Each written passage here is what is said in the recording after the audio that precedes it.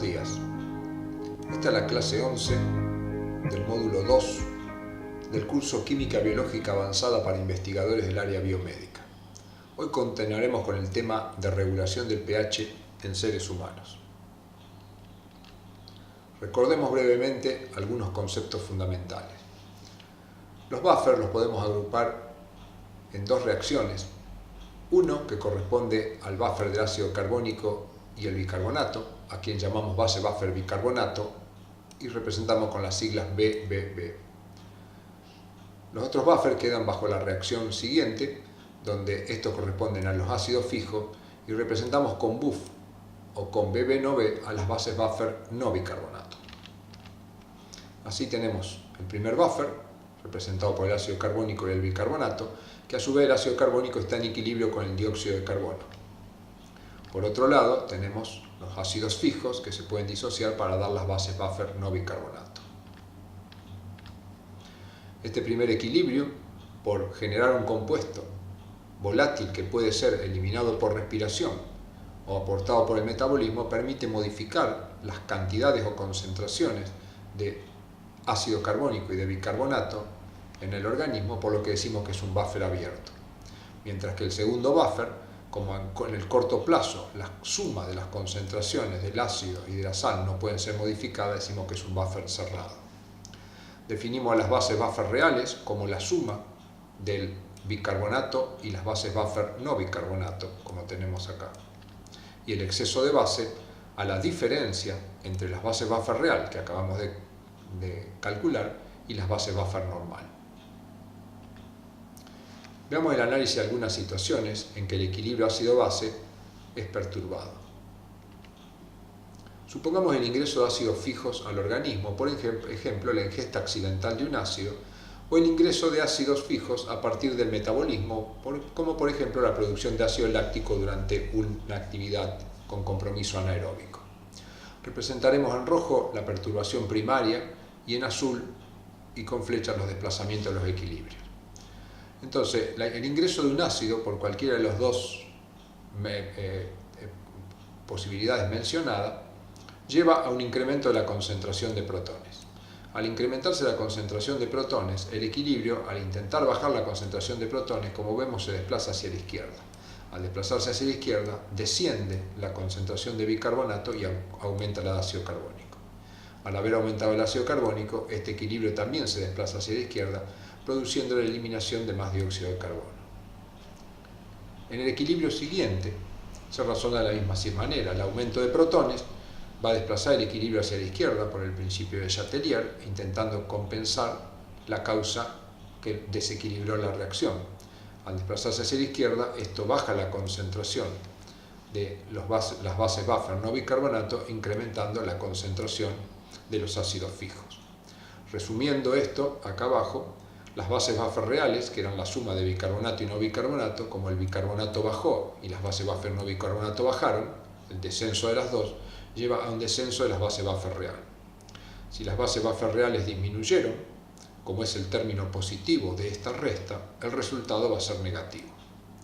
Entonces este desequilibrio se caracteriza por una disminución de las bases buffer real, un exceso de base negativo.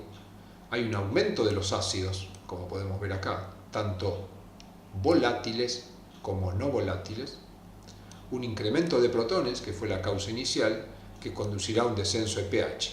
A esta situación la caracterizamos como una acidosis, por las características que vemos acá, y de origen metabólica, porque el origen no se produjo sobre algo relacionado al proceso respiratorio. Veamos otra situación, por ejemplo el ingreso de una base fija, que podría ser la ingesta accidental, por ejemplo, de soda cáustica, que es un compuesto común que se puede hallar en el hogar o de mucha utilización en industrias y en laboratorios. Si ingerimos una base fuerte, el problema de desequilibrio original se encuentra en una disminución de la concentración de protones. Analicemos el primer equilibrio. Al disminuir la concentración de protones por el principio de Chatelier, el equilibrio va a intentar aumentarla. Para aumentarla, el equilibrio se va a desplazar hacia la derecha, generando protones, pero también generando bicarbonato, los cuales aumentan, y consumiendo ácido, el cual desciende. Al descender este ácido, la segunda reacción se desplazará hacia la derecha, intentando compensar este descenso. En la reacción de los buffers fijos, el descenso de protones produce el mismo efecto. Con la intención de recuperar los protones perdidos, el equilibrio se desplaza hacia la derecha, consumiendo ácidos y generando bases buffer no bicarbonato. Resumiendo esto, tenemos un incremento del bicarbonato y un incremento de las bases buffer no bicarbonato, como hemos visto acá. Si los dos suman, los dos aumentan, la suma va a estar aumentada, con lo cual tenemos un aumento de las bases buffer real. Si las bases buffer real aumentan, esta diferencia va a tener resultado positivo. Analizando esta situación, entonces en esta situación tenemos un aumento de las bases buffer reales, un exceso de base que es positivo, un descenso de los ácidos, como podemos ver acá, tenemos menos ácidos, un descenso de los protones, que fue la causa inicial, aunque los buffers intentan recuperarlo, nunca es completa.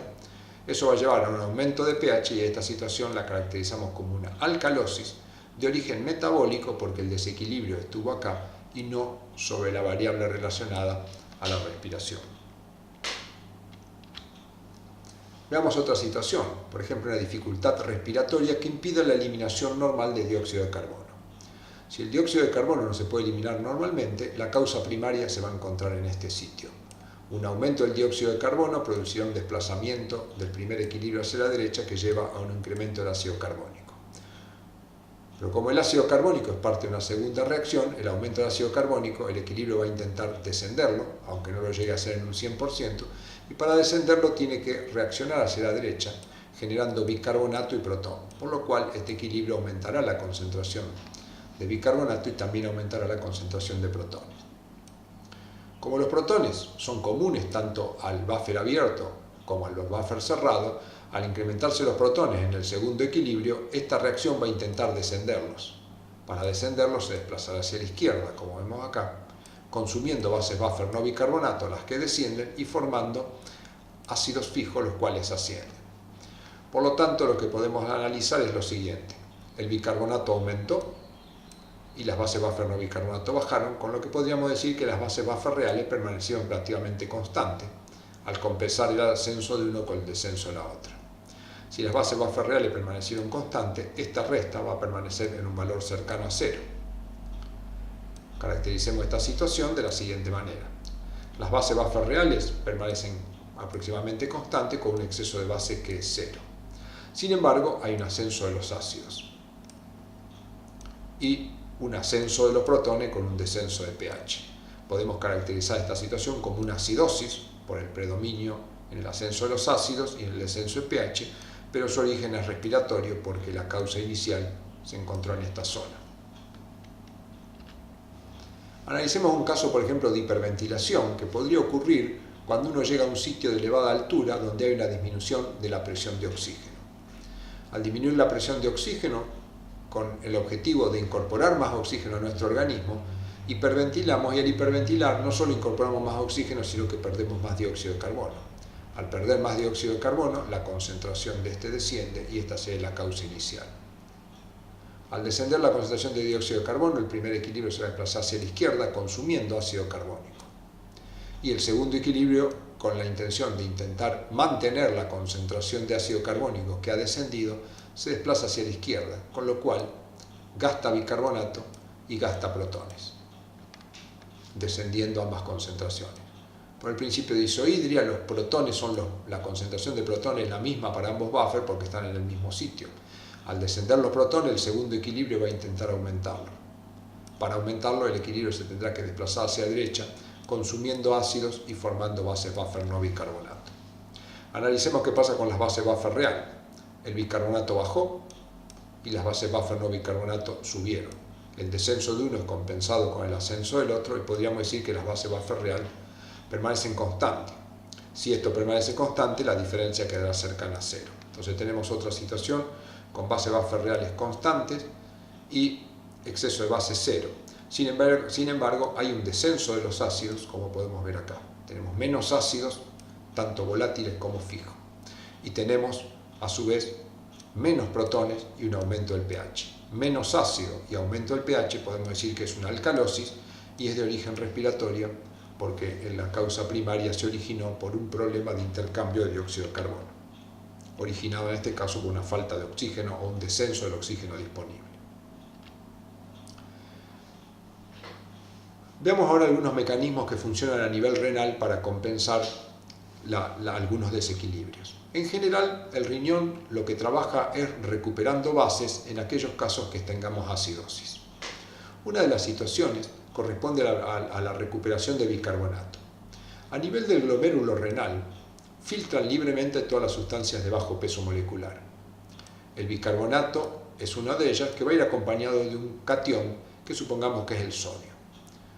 En una situación de acidosis, este bicarbonato no lo deberíamos perder debido a que es una base, y si estamos en una situación de acidosis, las bases son sustancias de extrema importancia.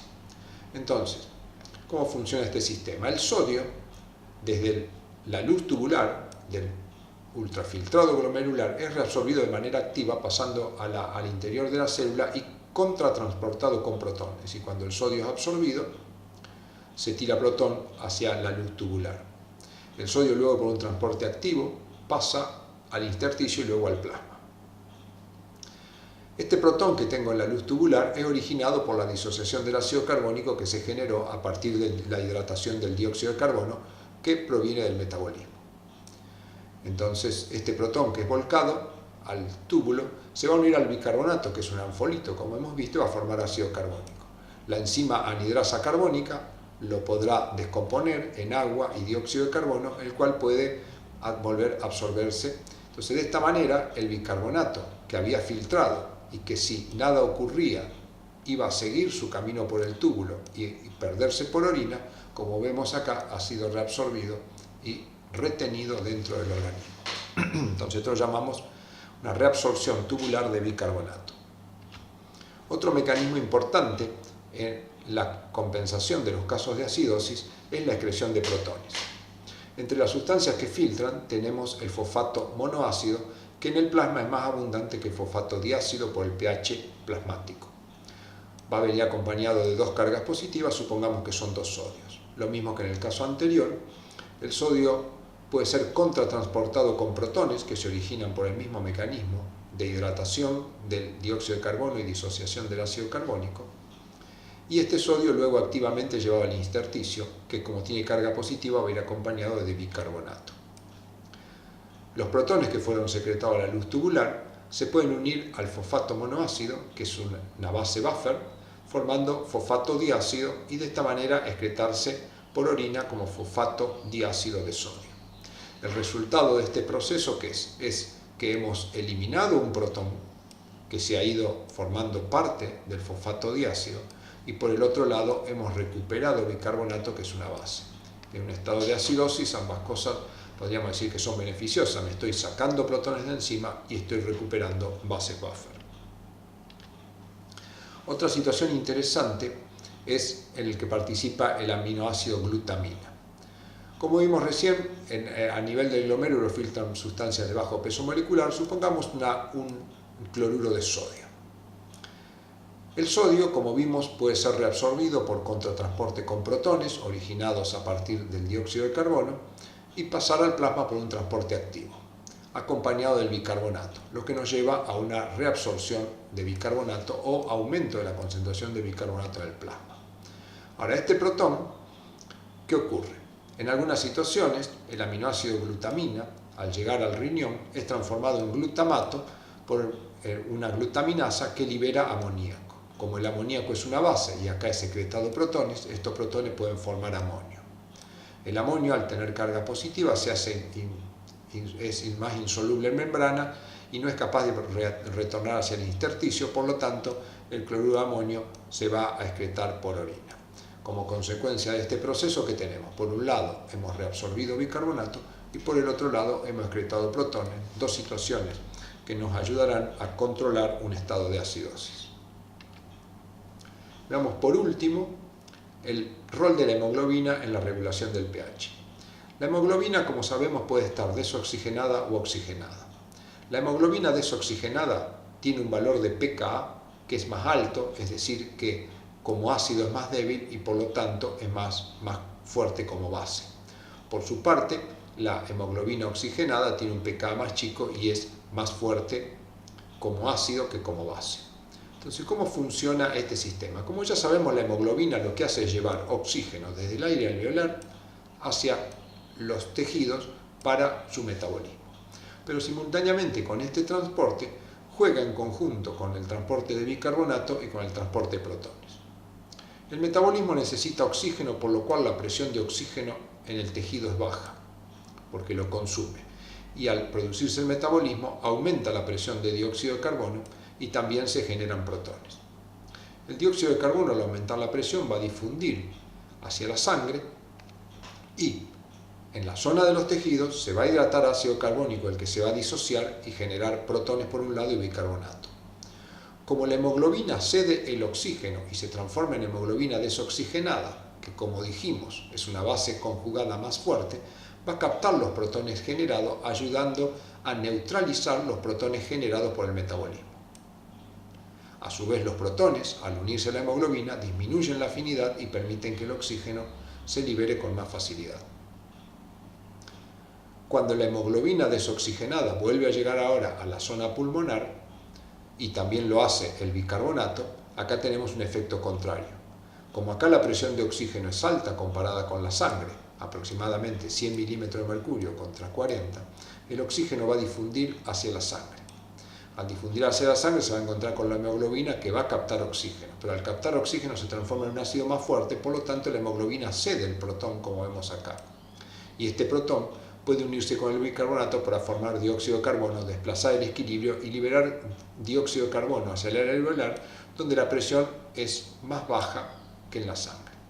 Entonces, de esta manera vemos que la hemoglobina no solo ha permitido transportar el oxígeno hacia los tejidos, sino que también, por su característica de una base buffer más fuerte, permitió captar los protones generados a nivel tisular y luego, al tratarse de un ácido más fuerte, ha permitido liberar protones para transformar el bicarbonato en ácido carbónico y de esta manera eliminar el dióxido de carbono al aire alveolar.